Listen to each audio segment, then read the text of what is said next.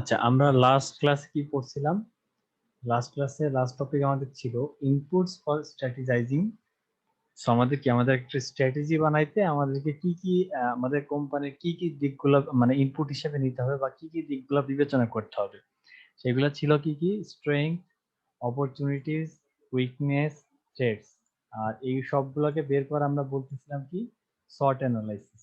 ঠিক আছে, আমরা একটা কলেজ টেক্সট বুক কোম্পানির জন্য আমরা তার শর্ট অ্যানালাইসিস করছিলাম আর কি। ঠিক আছে, তো আজকে চলেন দেখি, আজকে হচ্ছে develop strategy through internal analysis. তার মানে হচ্ছে আপনার আমরা আমাদের কোম্পানির ভিতরে মানে আমাদের কোম্পানির ইন্টারনাল অ্যানালাইসিস করব এবং সেই ইন্টারনাল অ্যানালাইসিস থেকে আমরা কিভাবে স্ট্র্যাটেজি ডেভেলপ করতে পারি সেটা দেখব। ঠিক আছে, সো তাহলে এই জিনিসটা মাথায় রাখেন, আমাদের টার্গেট কি? আমাদের টার্গেট হচ্ছে আমরা স্ট্র্যাটেজি ডেভেলপ করব কিসের মাধ্যমে? ইন্টারনাল অ্যানালাইসিসের মাধ্যমে। আচ্ছা, সো ইন্টারনাল অ্যানালাইসিসের সবার আগে আমাদের যে কাজটা হবে সেটা হচ্ছে আমাদের কোম্পানির রিসোর্সেস বের করা। ঠিক আছে, সো ইন্টারনাল অ্যানালাইসিস আমাদের ফার্স্ট টার্গেট কি হবে? ফার্স্ট টার্গেট হবে হচ্ছে আমরা আমাদের কোম্পানির রিসোর্সেস বের করব। ঠিক আছে, সো আমাদেরকে আমাদের কোম্পানির রিসোর্সেস ফাইন্ড আউট করতে হবে। ঠিক আছে, তো রিসোর্সেস কিরকম হতে পারে? ধরেন আপনার কোম্পানিতে ভালো ওয়েব ডেভেলপার আছে। ঠিক আছে, আপনার কোম্পানিতে ধরেন একটা ভালো সার্ভার আছে। তো এইরকম আপনার কোম্পানির যে যে জিনিসগুলো আপনার রিসোর্স, সেগুলো আপনাকে কি ফাইন্ড আউট করতে হবে।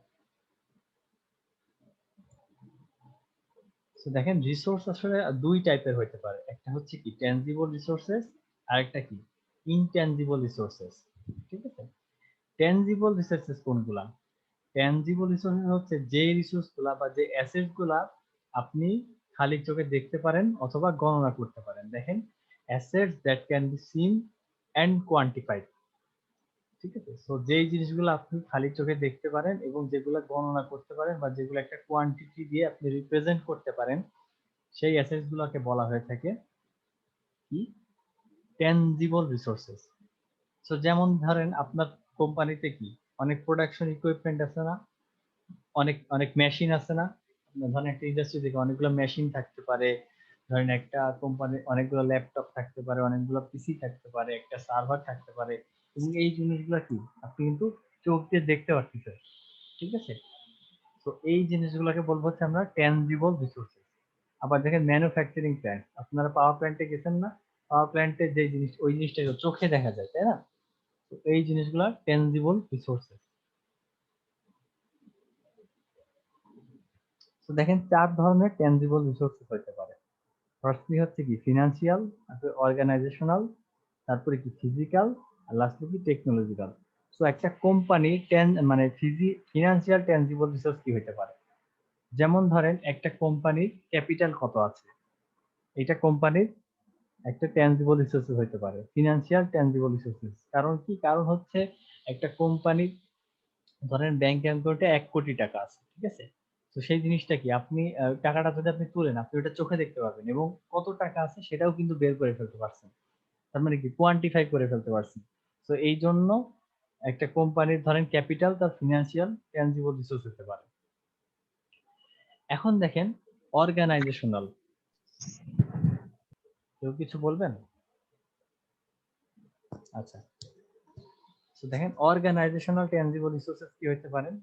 অর্গানাইজেশনাল অর্গানাইজেশনাল বলতে দেখেন আপনার কোম্পানির যে স্ট্রাকচারটা সেটা তো আপনি দেখতে পাচ্ছেন। কারণ কি? ধরেন আপনার কোম্পানির স্ট্রাকচার হচ্ছে আপনার কোম্পানির চেয়ারপারসন একজন, চেয়ারপারসনের নিচে মনে করেন যে ম্যানেজার আছে। ঠিক আছে, সো আপনি কি এই জিনিসটা চোখে দেখতে পারতেছেন না যে আপনার ম্যানেজার কারা কারা, আপনার চেয়ারপারসন কারা কারা, আপনার ম্যানেজার কে কে, আপনার ম্যানেজার কয়জন আছে? ঠিক না? সো এই যে স্ট্রাকচার, এই এই স্ট্রাকচার এই জিনিসটাকে বলা হচ্ছে আপনার অর্গানাইজেশনাল ট্যানজিবল রিসোর্সেস। সো আপনি আপনার চেয়ারম্যান বা ম্যানেজারদেরকে চোখে দেখতে পারতেছেন, প্লাস আপনি কোয়ান্টিফাইও করতে পারতেছেন যে আপনার কোম্পানি একজন চেয়ারপারসন আর দুইজন ম্যানেজার। ঠিক আছে, এরপরে আসতে পারে আপনার ফিজিক্যাল ট্যানজিবল রিসোর্সেস। ফিজিক্যাল কি হতে পারে বলেন তো? হতে পারে হচ্ছে ধরেন আপনার আপনি একটা সফটওয়্যার ইন্ডাস্ট্রির মালিক, আপনার সফটওয়্যার ইন্ডাস্ট্রিতে কতজন মানে কতগুলা ধরেন পিসি আছে, বা কয়টা সার্ভার আছে, ঠিক আছে, বা আপনার ধরেন কতগুলা টেবিল আছে, কতগুলা চেয়ার আছে, তো সেইগুলো আপনার সেগুলো কি আপনি চোখে দেখতে পাচ্ছেন না, বা আপনি কাউন্টও করতে পারছেন যে কয়টা পিসি আছে, কয়টা ল্যাপটপ আছে, ঠিক আছে। সো এই জিনিসগুলো হচ্ছে ফিজিক্যাল ট্যানজিবল রিসোর্সেস। আর লাস্টলি কি টেকনোলজিক্যাল ট্যানজিবল রিসোর্সেস। টেকনোলজিক্যাল কি হতে পারে, ধরে আপনার কোম্পানি একটা ওয়েবসাইট আছে, তো এটা আপনি গণনা করতে পারতেছেন না যে একটা ওয়েবসাইট আছে আপনার কোম্পানির, বা আপনার কোম্পানি ধরেন আপনার কোম্পানির একটা অ্যাপও আছে, তো এটা তো আপনি গণনা করতে পারতেছেন। এন্ড আপনি এটা you can see it with your eyes, ঠিক আছে, আপনি এটা চোখ দিয়েও দেখতে পারতেছেন, ঠিক আছে।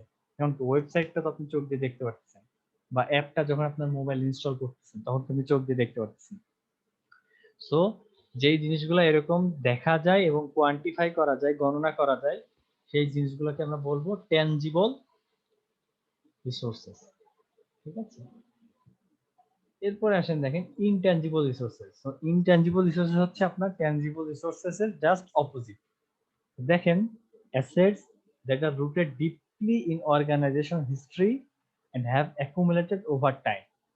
So ধরেন একটা কোম্পানির রেপুটেশন, একটা কোম্পানির রেপুটেশন কিন্তু তার ইনট্যানজিবল রিসোর্সেস হতে পারে। কারণ কি, আপনি রেপুটেশন কি কখনো চোখে দেখতে পারেন? বলেন তো, একটা কোম্পানির রেপুটেশন কি চোখে দেখতে পারেন বা গণনা করতে পারেন? পারেন জি না নাকি? স্যার। সো এইটা হচ্ছে কোম্পানির বা অর্গানাইজেশনের হিস্ট্রিতে রুটেড আছে, ঠিক আছে। অর্গানাইজ হিস্ট্রি কেন কি, একটা কোম্পানি তো আসলে রাতারাতি অনেক ফেমাস হয়ে যায় না, ঠিক আছে। তো যুগের পর যুগ তারা এরকম বিভিন্ন উত্থান পতনের মধ্য দিয়ে তাদের রেপুটেশন ক্রিয়েট হয়, ঠিক আছে, এবং অনেক সময় ধরে তারা এই রেপুটেশনটা অর্জন করে। তো যেমন কি হইতে পারে দেখেন, বলেন তো, প্রাণ কোম্পানির কথা চিন্তা করেন, স্যামসাং মোবাইলের কথা চিন্তা করেন। তারা যখন একদম প্রথমে লঞ্চ করছিল, ধরেন একটা স্যামসাং মোবাইল, স্যামসাং কোম্পানি তাদের প্রোডাক্ট যখন প্রথম লঞ্চ করছিল, তখন তখন তো তারা রাতারাতি ফেমাস হয়ে যায় নাই, তাই না? তো যুগের পর যুগ অনেক সময় ধরে তারা তাদের ভালো প্রোডাক্ট বাজারে নিয়ে আসছে, আস্তে আস্তে ইউজার ফ্রেন্ডলি নিয়ে আসছে, কম দামের মধ্যে নিয়ে আসছে, আস্তে আস্তে আস্তে এইভাবে তারা তাদের রেপুটেশন গেইন করছে, ঠিক আছে। তো এইরকম যে রেপুটেশন জিনিসটা কিন্তু আপনি গণনা করতে পারবেন বা চোখে দেখতে পারবেন না। তো এই যে জিনিসগুলা, সেগুলো হচ্ছে আপনার ইনট্যানজিবল রিসোর্সেস, ঠিক আছে, যেগুলো অর্গানাইজেশনের হিস্ট্রিতে রুটেড আছে এবং তারা অনেক সময় ধরে এই জিনিসটা অর্জন করছে। সো এক্সাম্পল কি কি হতে পারে, ধরেন নলেজ। নলেজ কি, ধরেন একটা কোম্পানি তো অবশ্যই অনেক এক্সপেরিয়েন্সড অনেক এমপ্লয়ি থাকে না, এক্সপেরিয়েন্স অনেক এমপ্লয়ি থাকে। সো তারা কিন্তু অনেক সময় ধরে কোম্পানির সাথে কাজ করতে করতে বিভিন্ন মানুষের সাথে বিভিন্ন সময় বিভিন্ন কারণে ইন্টারাকশনে যেয়ে যে তাদের নলেজের কি পেরিমিটার অনেক এনরিচড হয়েছে, তাই না? আরেকটা জিনিস দেখেন, trust between manager and employees. So এই জিনিসটা কি আপনি চোখে দেখতে পারেন? মানে আপনার ম্যানেজার আর এমপ্লয়ীদের জি না মধ্যে স্যার। ট্রাস্টটা কিরকম, এটা আপনি চোখে দেখতে পারেন না, বাট আপনার কোম্পানির ম্যানেজার এমপ্লয়ীদের জন্য মধ্যে যদি ভালো ট্রাস্ট থাকে, তাদের মধ্যে যদি গুড রিলেশন থাকে, একটা সাউন্ড রিলেশনশিপ থাকে, তাহলে কিন্তু সেটা আপনার কোম্পানির জন্য একটা ভালো জিনিস, এবং কোম্পানির জন্য এটা একটা রিসোর্স, ঠিক আছে। আবার ধরেন আইডিয়াস, আইডিয়াস কিভাবে হতে পারে, ধরেন আপনার কোম্পানির এরকম অনেক ভালো ভালো এমপ্লয়ি আছে, তাদের মাথা থেকে সবসময় ভালো ভালো আইডিয়া আসে, ঠিক আছে।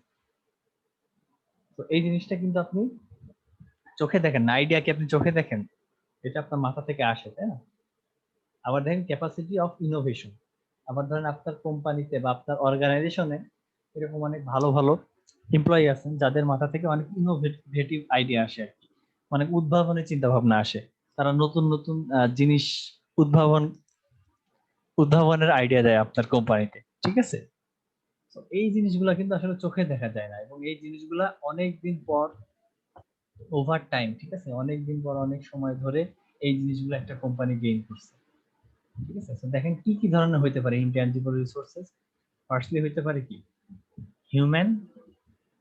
সো হিউম্যান রিসোর্সেস কি জন্য, হিউম্যান কেন বলা হচ্ছে ইনট্যানজিবল রিসোর্সেস? সো আপনার কোম্পানিতে যারা হিউম্যান, যারা এমপ্লয়ি কাজ করে, তাদের নলেজ, তাদের মধ্যে যে ট্রাস্ট, এগুলো কিন্তু আপনি চোখে দেখেন না, বা তাদের যে কাজ করার মোটিভ, এগুলো আপনি চোখে দেখেন না, কিন্তু এগুলো আপনার কোম্পানির জন্য কিন্তু রিসোর্স। আবার দেখেন ইনোভেশন। সো আপনার কি আপনার এমপ্লয়ি বা আপনার কোম্পানির মানুষরা যদি ইনোভেটিভ হয়, তাদের মাথায় যদি অনেক উদ্ভাবনের চিন্তা ভাবনা থাকে, ঠিক আছে, সেগুলো কিন্তু একটা ইনট্যানজিবল রিসোর্স। আর লাস্টলি দেখেন রেপুটেশন। রেপুটেশন কি? রেপুটেশন হচ্ছে কি আপনার সুনাম। আপনি সময়ের সাথে সাথে আপনার কোম্পানির অনেক সুনাম সুনাম হয়েছে আর কি। ঠিক আছে, তারা অনেক ভালো মানে এখন রেপুটেড একটা কোম্পানি। ঠিক আছে, তো এই জিনিসগুলো হচ্ছে আসলে আপনার ইনট্যানজিবল রিসোর্সেস। এখন দেখেন আমরা কি রিসোর্সেস দেখলাম, এবং রিসোর্সেস কয় টাইপ? দুই টাইপ, ট্যানজিবল রিসোর্সেস আর সেকেন্ডলি কি ইনট্যানজিবল রিসোর্সেস। ঠিক আছে, তো আমরা দেখব স্ট্র্যাটেজিক ভ্যালু অফ রিসোর্সেস কি। স্ট্র্যাটেজিক ভ্যালু অফ রিসোর্সেস কি? তো আমরা যে রিসোর্স গুলো ফাইন্ড আউট করলাম, ঠিক আছে, এই রিসোর্স গুলো আমাদেরকে বাজারে কি রকম কম্পিটিটিভ অ্যাডভান্টেজ দিবে। ঠিক আছে, সো আমার যে যে রিসোর্স গুলো আছে সেইগুলো বাজারে আমাকে কি রকম অ্যাডভান্টেজ দিবে, বা আমাকে মার্কেটে টিকে থাকতে কি রকম অ্যাডভান্টেজ দিবে। ঠিক আছে, এইটাকে বলে হচ্ছে আপনার স্ট্র্যাটেজিক ভ্যালু অফ রিসোর্সেস। দেখেন, degree to which they can resources they can contribute, এই দে কারা? এই দে হচ্ছে আপনার এই রিসোর্সেস। ঠিক আছে, degree to which they can contribute to the development of core competencies ultimately competitive advantage. তো বাজারে মানে আমার রিসোর্স গুলো যদি আমার বাজারে ভালো অ্যাডভান্টেজ দেয়, কম্পিটিটিভ অ্যাডভান্টেজ দেয়, তার মানে কি সেটা আমার জন্য ভালো, তাই না? তো রিসোর্সেস গুলা মানে কিভাবে আমাকে অ্যাডভান্টেজ দিচ্ছে, আমার কোম্পানি যে আমার রিসোর্স আছে সেগুলো বাজারে আমাকে, মার্কেট আমাকে কিভাবে অ্যাডভান্টেজ দিচ্ছে, সেটাকে বলবো হচ্ছে আমরা স্ট্র্যাটেজিক ভ্যালু অফ রিসোর্সেস। আচ্ছা, তো কি বলতেছিলাম, আমরা হচ্ছে ইন্টারনাল অ্যানালাইসিস করতেছি। ঠিক আছে, ইন্টারনাল অ্যানালাইসিস এর ফার্স্ট স্টেপটা কি ছিল? যে আমি আমার কোম্পানির রিসোর্সেস বের করব। ঠিক আছে, আর সেকেন্ড ইন্টারনাল অ্যানালাইসিস আমার সেকেন্ড স্টেপ হবে আমি আমার কোম্পানির ক্যাপাবিলিটিস বের করব। সো আমরা যে এতক্ষণ আমরা কি করলাম, আমরা আমাদের কোম্পানির রিসোর্সেস বের করলাম। ঠিক আছে, তো শুধু এই রিসোর্সেস বের করলেই কিন্তু হবে না, এই রিসোর্সগুলো আপনাকে ঠিক মতো ইউটিলাইজ করতে হবে বাজারে আপনাকে কম্পিটিটিভ অ্যাডভান্টেজ পাওয়ার জন্য। ঠিক আছে, তো এই জিনিসটাকে বলে হচ্ছে আপনার ক্যাপাবিলিটিস। সো আপনি আপনার রিসোর্সগুলো ইউজ করার জন্য কতটা ক্যাপাবল, ঠিক আছে, এইটা হচ্ছে আপনার ক্যাপাবিলিটি। দেখেন, capacity to deploy resources that have been purposely integrated to achieve a desired end state. So কোনো কিছু অ্যাচিভ করার জন্য আমার এই রিসোর্স গুলো ইউজ করার যে ক্ষমতা, সেটাকে বলবো হচ্ছে আমার ক্যাপাবিলিটিস।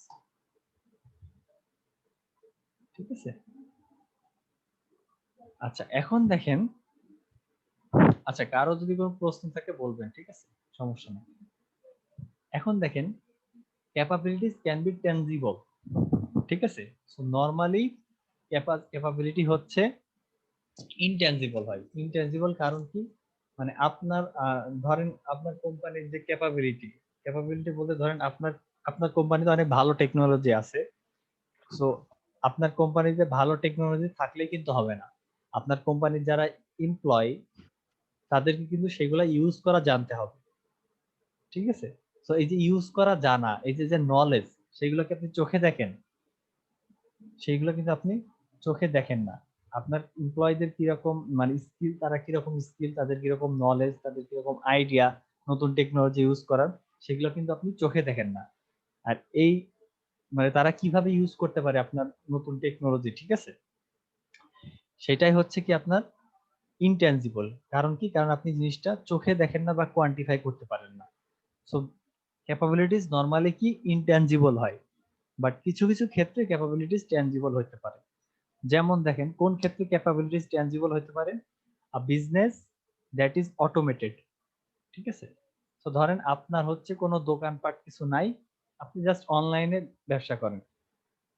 ঠিক আছে, আপনি জাস্ট আপনার একটা অনলাইনে একটা ওয়েবসাইট আছে, সেখান থেকে আপনি জাস্ট ব্যবসা করেন। সো আপনার ওয়েবসাইটটা তো আপনি চোখে দেখেন, তাই না? আবার গণনাও করতে পারতেছেন যে আপনার ওয়েবসাইট একটাই আছে। তো সেক্ষেত্রে ক্যাপাবিলিটি ট্যানজিবল হইতে পারে। তো আপনার ওয়েবসাইটের উপরেই কিন্তু আপনার সেল বা আপনার সমস্ত কিছু ডিপেন্ডেন্ট। ঠিক আছে, সো আপনার আপনার ব্যবসাটা পুরাটাই কিন্তু ওয়েবসাইট কেন্দ্রিক। ঠিক আছে, তার মানে কি একটা অটোমেটেড সিস্টেমের মাধ্যমে আপনি ব্যবসা করতেছেন। তো সেই ক্ষেত্রে আসলে আপনার ক্যাপাবিলিটিস গুলা টেনজিবল হইতে পারে। দেখেন একটু আগেই বললাম কি, দেখেন আর ক্যাপাবিলিটিটা কিসের উপর ডিপেন্ড করে? Capabilities depend on skill and knowledge of organisation employees. ঠিক আছে? সো যখন আপনার অর্গানাইজেশন এমপ্লয়ীদের বা আপনার কোম্পানির এমপ্লয়িরা যত স্কিলড হবে, তারা যত নলেজেবল হবে, তাদের কিন্তু রিসোর্স মানে, এবং তারা কিন্তু তাহলে আপনার কোম্পানির রিসোর্স গুলা আরো ভালোভাবে ইউজ করতে পারবে। তার মানে কি? তার মানে আপনার কোম্পানির এমপ্লয়িরা বা যারা কাজ করে, ওয়ার্কার যারা, তারা হচ্ছে অনেক বেশি ক্যাপাবল। ঠিক আছে? তার মানে কি? আপনার কোম্পানির ক্যাপাবিলিটিস বেশি। আর লাস্টলি দেখেন, capabilities are often develop in specific functional areas. তো জিনিসটা হচ্ছে, ধরেন একটা কোম্পানিতে তো অনেকগুলো ফাংশনাল এরিয়া থাকতে পারে, তাই না? ধরেন এইচআর ফাংশনাল এরিয়া থাকতে পারে, অ্যাকাউন্ট সেকশন ফাংশনাল এরিয়া থাকতে পারে। ঠিক আছে? সো এক একটা ডিপার্টমেন্ট বা এক একটা যে ফাংশনাল এরিয়া, এক ক্যাপাবিলিটিস কিন্তু এক এক রকম। তো ধরেন আপনার কোম্পানির এইচআর ডিপার্টমেন্টটা খুব ভালো, তারা যেখানে সরি তো তারা যেখানে সো আপনার এইচআর এ যারা কাজ করে, তারা ধরেন অনেক স্কিল, তারা অনেক নলেজ। তার মানে কি? সো আপনার এইচআর ডিপার্টমেন্টটা কিন্তু অনেক ভালো ক্যাপাবল। ঠিক আছে? তাদের ক্যাপাবিলিটিস অনেক বেশি। আবার ধরেন আপনার অ্যাকাউন্ট সেকশনের যারা লোক আছে, তারা খুব বেশি স্কিল না বা তারা খুব বেশি নলেজেবল না। ঠিক আছে? তো সেই ক্ষেত্রে আপনি বলতে পারেন যে এখানে আমার ক্যাপাবিলিটিস একটু কম, তাদেরকে দিয়ে আমার বিভিন্ন কাজ করানো। ঠিক আছে? এখন একটা জিনিস চিন্তা করেন, সেটা হচ্ছে এই যে ক্যাপাবিলিটিসটা অ্যানালাইসিস করার জন্য একটা ডায়াগ্রাম দেওয়া হয়েছে। ডায়াগ্রামটা কি? The value chain diagram. এবং কে দিছেন? পর্টার দিছেন 1985। এই যে দেখেন নিচের যে পাঁচটা অরেঞ্জ কালারের, অনেকটা অরেঞ্জ কালারের, এটা কি? এটা হচ্ছে দেখেন service, marketing, sales, outbound logistics, operations আর ইনবাউন্ড লজিস্টিক্স। এই পাঁচটাকে আমরা একত্রে বলবো হচ্ছে প্রাইমারি অ্যাক্টিভিটিস। এই পাঁচটাকে একত্রে কি বলবো আমরা? Primary activities. Primary activities. এই প্রাইমারি অ্যাক্টিভিটিস গুলা কি? এই প্রাইমারি অ্যাক্টিভিটিস গুলো আপনার দরকার আপনার প্রোডাক্ট এবং সেলস এর জন্য। তো তার মানে এই পাঁচটা activities directly involve with product and sales. মানে হচ্ছে আপনার কোম্পানির কি প্রোডাক্ট আপনি বাজারে ছাড়বেন, কোন প্রোডাক্ট কখন ছাড়বেন, কিভাবে সেল করবেন। ঠিক আছে? এই জিনিসগুলো ডিল করার জন্য আপনার এই পাঁচটা অ্যাক্টিভিটি। সো একটা কোম্পানির কিন্তু মেইন টার্গেটই থাকে এটা, তাই না? যে আমি আমার প্রোডাক্ট বানাবো, সেখান থেকে প্রফিট নেব, কিভাবে সেল করব। এই জিনিসগুলাই কিন্তু একটা কোম্পানির প্রাইমারি টাস্ক থাকে, যে প্রোডাক্ট বানাবো, সেল করব, সেখান থেকে প্রফিট নিব। ঠিক না? এটা কিন্তু একটা কোম্পানির মেইন কাজ বা প্রাইমারি অ্যাক্টিভিটিস যেটা থাকে, প্রাথমিক কাজ যেটা থাকে। ঠিক আছে? তো সেই জিনিসগুলো ডিল করা হয় এই পাঁচটার মাধ্যমে, এই পাঁচটা প্রাইমারি অ্যাক্টিভিটিস এর মাধ্যমে। আর দেখেন উপরে যে চারটা আছে, firm infrastructure, human resource management, technology development আর প্রকিউরমেন্ট, এই চারটা হচ্ছে আপনার সাপোর্ট অ্যাক্টিভিটিস। সাপোর্ট অ্যাক্টিভিটিস কারণ কি? যে এই চারটা এই নিচের পাঁচটা প্রাইমারি অ্যাক্টিভিটিস কে হেল্প করে। ঠিক আছে? তো দেখেন হিউম্যান রিসোর্স ডিপার্টমেন্ট, ধরেন আপনার একটা সফটওয়্যার ইন্ডাস্ট্রি বা সফটওয়্যার ফার্ম আছে। ঠিক আছে? তো হিউম্যান রিসোর্স ডিপার্টমেন্টের যারা আছেন, তারা কি আপনার প্রোডাক্টে বা সেলসে কি ডিরেক্টলি ইনভলভ? আমাকে বলেন তো। মানে তারা আপনার প্রোডাক্টে বা প্রফিটে কি ডিরেক্টলি ইনভলভ? জি না স্যার। কারণ কি বলেন তো? তারা কি কোডিং করতে পারে? তারা কিন্তু পারে জি না। না। তারা কোডিং করতে পারে না। সো তারা কিন্তু ডিরেক্টলি আমার এই প্রোডাক্টে বা সেলসে বা প্রফিটে কিন্তু ডিরেক্টলি হেল্প করতে পারতেছে না, বাট স্টিল তারা আমার কোম্পানির সাপোর্ট অ্যাক্টিভিটি হিসেবে কাজ করতেছে। কারণ কি? কারণ আপনার কোম্পানি চালাইতে হলে কিন্তু আপনার কোম্পানির হিউম্যান রিসোর্স ডিপার্টমেন্টটা থাকতে হবে, হিউম্যান রিসোর্স ম্যানেজমেন্টটা থাকতে হবে। ঠিক আছে? আবার ধরেন আপনার কোম্পানির ফার্ম ইনফ্রাস্ট্রাকচার, এটা কি আপনার কোম্পানির প্রোডাক্ট বা সেলে ডিরেক্টলি হেল্প করতেছে? হেল্প কিন্তু করতেছে না, বাট স্টিল আপনার কোম্পানির কিন্তু একটা ভালো ইনফ্রাস্ট্রাকচার থাকা উচিত। ঠিক আছে? সো এই জিনিসগুলা হচ্ছে ডিরেক্টলি আপনার প্রোডাক্ট এবং সেলসে বা প্রফিটে হেল্প করতেছে না, বাট স্টিল তারা আপনার কোম্পানির জন্য নিডেড। ঠিক আছে? আর তারা হচ্ছে এই প্রাইমারি অ্যাক্টিভিটিস গুলাকে, এই সাপোর্ট অ্যাক্টিভিটিস গুলাকে সাপোর্ট অ্যাক্টিভিটিস গুলা আপনার প্রাইমারি অ্যাক্টিভিটিস গুলাকে হেল্পিং হ্যান্ড হিসেবে কাজ করতেছে বা সাপোর্টিং হ্যান্ড হিসেবে কাজ করতেছে। আচ্ছা, এটা গেল হচ্ছে আপনার প্রাইমারি অ্যাক্টিভিটিস, এই পাঁচটা, এই চারটা হচ্ছে আপনার সাপোর্ট অ্যাক্টিভিটিস। আর এই যে দেখেন এখানে সাদা একটা অংশ আছে, এই সাদা অংশটা হচ্ছে আপনার গ্রস সেলস। গ্রস সেলস, ঠিক আছে। সো আপনি আপনার প্রাইমারি অ্যাক্টিভিটিস গুলো করছেন এবং সেই প্রাইমারি অ্যাক্টিভিটিস গুলো করার জন্য আপনার হেল্পিং হ্যান্ড বা সাপোর্ট অ্যাক্টিভিটিস ছিল এবং এরা সবকিছু একসাথে কোঅর্ডিনেট করে আমার হচ্ছে একটা গ্রস সেলস হয়, মানে প্রতি বছর একটা গ্রস সেলস হয় বা একটা প্রফিট আসে, ঠিক আছে। ঠিক আছে, সেই জিনিসটাকে হচ্ছে আমরা এই সাদা অংশ দিয়ে রিপ্রেজেন্ট করি। ঠিক আছে, সো আপনার প্রাইমারি অ্যাক্টিভিটিস কি করলেন, প্রাইমারি অ্যাক্টিভিটিস আপনার প্রোডাক্ট এবং সেলস এবং প্রফিট কিরকম কি হবে এগুলো নিয়ে ডিল করলেন এবং এই প্রাইমারিকে সাপোর্ট করলে হচ্ছে এই উপরের চারটা সাপোর্ট অ্যাক্টিভিটিস এবং ফাইনালি আপনি আপনার কোম্পানিতে মানে আপনার প্রোডাক্ট আপনি বাজারে সেল করলেন এবং এই সাদা অংশটা দিয়ে বোঝাচ্ছে আপনার গ্রস সেলস কত হলো বা আপনার সেই গ্রস সেলস থেকে কিরকম প্রফিট আসবে। ঠিক আছে, তো এই টোটাল জিনিসটাকে বলা হচ্ছে আপনার value chain, the value chain diagram. ঠিক আছে, এটা কে দিবেন, দিবেন হচ্ছে পটার 1985।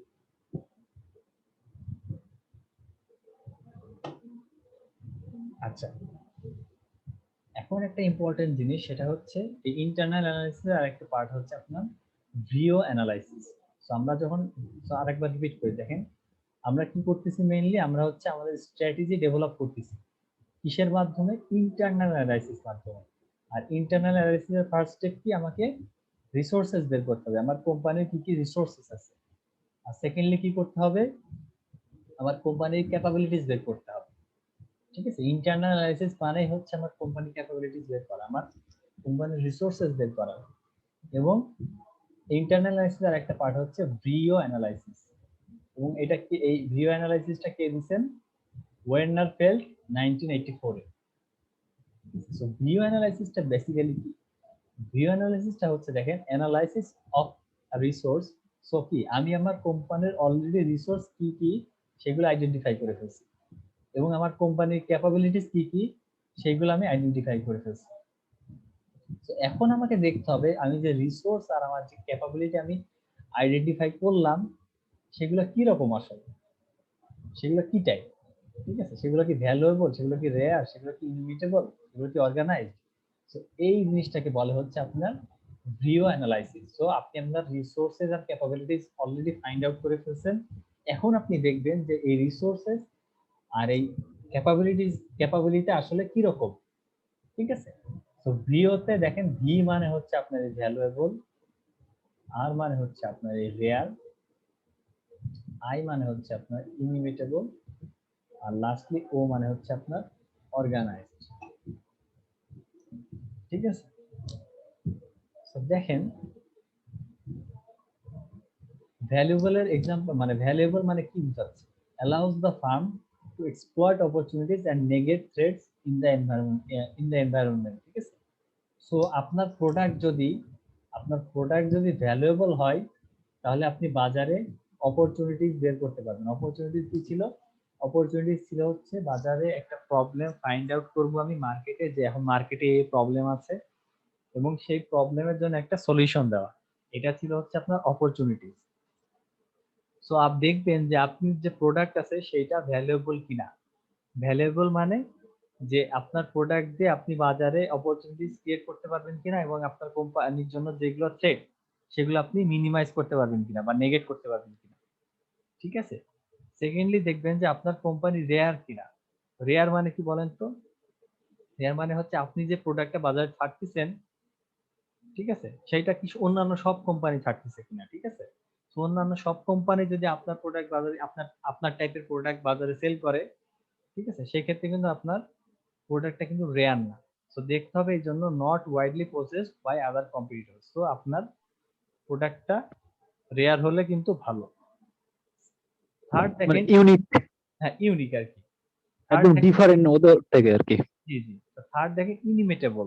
সো ধরেন আপনি একটা প্রোডাক্ট বাজারে ছাড়লেন, ঠিক আছে, আপনি একটা প্রোডাক্ট বাজারে ছাড়লেন দেখলেন যে 10 দিনের মধ্যে অন্য একটা কোম্পানি সেম প্রোডাক্ট নকল করে বাজারে ছেড়ে দিছে, তাইলে কিন্তু আসলে হবে না।